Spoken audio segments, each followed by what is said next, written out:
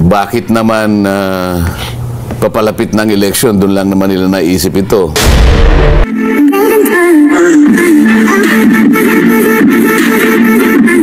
Kayo ho ba? Ano ba reaksyon nyo doon? Yung 20 pesos na kilo ng, kada kilo ng bigas. Lahat naman tayo gusto nating magtagumpay sana lahat ang mga panukala ng ating pamahalaan. Kasi pag nagtagumpay yan, ang makikinabang ang ating mga kababayan. Opo. Kaya lang yung timing ang iniisip ko rito, Jen, Nelson. Opo.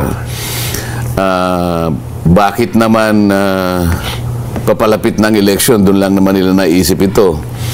So, maaring mabahiran ng ibang motibo kasi kapag ngayon mo ilalatag yung programa, maganda sana sapagkat makakabawi siguro yung mga kababayan natin. Pero ano yung cost naman ito sa panig ng ating mga farmers? Lalong babagsak yung kanilang output, yung madidistort yung yung market price, mamamanipula Opo. Sa makatwid, may natulungan kang ibang sektor, meron ka namang nasagasaan na iba.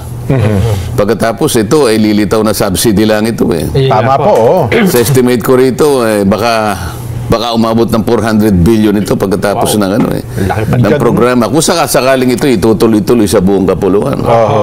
At kung mapapansin mo, Jen, inuna sa Visayas kasi iniisip ko mas kukunti ang tao sa Visayas. Po? Kung ikukumpara sa Mindanao at saka sa at ang isa pang ang isa pang issue, kukunti yung magsasaka roon. So yung impact ng magiging negatibong resulta ng programang ito, Opo. hindi masyadong malaki. May impact din. Kaya sinabi sa Visayas muna. Kaya makikita mo, very suspicious yung paraan at saka yung timing nung pagpapatupad ng programa. Kasi, kung maalala ninyo, ipinangako din yan noon pa election po din. Opo, campaign promise yan, Kong. Ngayon, mukhang ipatutupad, campaign period na naman. So makikita mo dyan, talaga bang seryoso ba tayo talaga? Akala namin, Kong, political strategy yan kasi gusto nilang palakasin ang alyansa dun sa parte ng Bisaya. Isa pa nga yun, sapagkat alam ko mahina yata sila ron. Ngayon, ang tinatalakay natin ito, alang-alang doon sa ikalilinaw ng mga issues kasi ito ba talaga ay seryosohan na pag-address ng problema?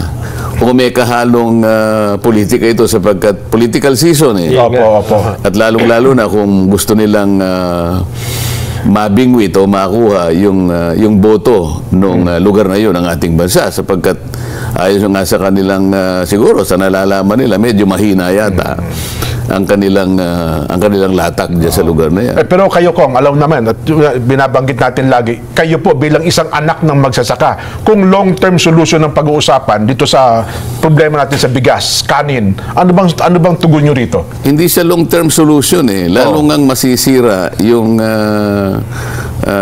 kartada ng mga farmers diyan. Paano lang ibebenta yung kanilang output diyan? Ngayon nga lang bumabanat na yung mga traders dahil sapagkat na makikita nila maring bumaba yung presyo. Yung bigas. Meron kong nababalitan 12 pesos per kilo talagang wala nang kikitain. Sa 22 pesos wala nang kikitain Ngayon dahil sa masisira ang palay, wala namang storage yan. Napipilitan tuloy ang magsasaka na ibenta kahit na palugi. Ngayon itong programang ito, imbes na makatutulong, lalong malalagay sa alanganin yung ating mga farmer. Yung long-term effect nito, mabigat. Baka lalong wala nang magsaka rito pagka ganyan ng pinatutunguhan ng mga programa. Pero kung kayo po tatanungin, anong long-term solution na nakikita nyo kung ang pag-uusapan ay kakulangan ng yung pagtulong sa magsasaka at saka yung presyo ng bigas? Ang linaw naman ng long-term solution dito, Jen, Nelson, yung ating pinagtatamnan ng palay, hindi naman dumadami, nababawasan pa nga yan Dapat sana ay wag na nilang i-reclassify o kaya i-reconvert yung conversion ng mga pinagtatamnan kasi nababawasan lalo Ayun, Ang palakasin mo rito yung productivity per hectare. Kasi ang production cost natin ay napakataas. Opo. Kung alam naman ninyo, para lang kumita yung farmer, yung output niya talaga ay gumanda, kailangan maglagay siya ng pataba talaga. Hindi ko kulangin sa 8 bags ng pataba yan eh. Napakamahal ng pataba ngayon. Kaya doon ka lang makakabawi kung sakasakali na ibaba mo, kaya nagkaroon ng subsidy sa pataba. Katulad ng ginagawa namin dyan, na nag-umpisa kami sa Visayas. Opo. Meron akong isang kinasangkapan na isang grupo, i-unlad ang pinag-uusapan dito dyan. Opo. Kasi ang ginamit naming formula, yung pataba, imbes na yung urea, yung organic na liquid, Opo. napalitaw talaga na nakakapagdagdag sa output ng yung productivity Kaya. per hectare. Opo. Ngayon, bumaba ng 60% yung cost ng production dahil iba yung ginamit na pataba.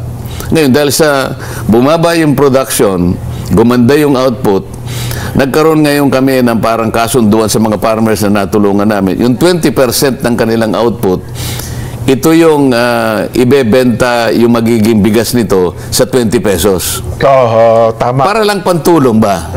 Yung 80%, ito yung kanyang pagkakakitaan. Opo, Pumayag naman ng farmers kasi kahit kwentahin mo, parang bigay na lang niya sa lipunan yung 20%. Totoo po. Ngayon, palugi man yun, ngunit hindi naman nawala yung kanyang kikitain dahil yung 80% sapat na yung kanyang kikitain doon. Ayun yung kumpanya ni Kuya Yuan sa Ligumba ng Iyunlad. Yes, marami na nga. Kahapon kong nasaan sila? Daan Bantayan, Cebu. Sa Bantayan, Cebu, nag-umpisa opo. silang magbenta ron. Opo. Namomonitor ko yun sapagkat kasali ako ron eh. Ito hindi subsidized to. Kasama ba kayo doon ko? Bali, subsidized kunwari. Private yun. Pero, private. dahil private initiative sa pagtulungan ng farmers, gusto lang namin palabasin, pwede yung 20, pero parang bigay na lang ito. Kayang gawin kung gagawin. Kayang gawin, Opo. pero hindi dahil sa gusto nating malugi ang farmer. Kaya nga hinati natin eh.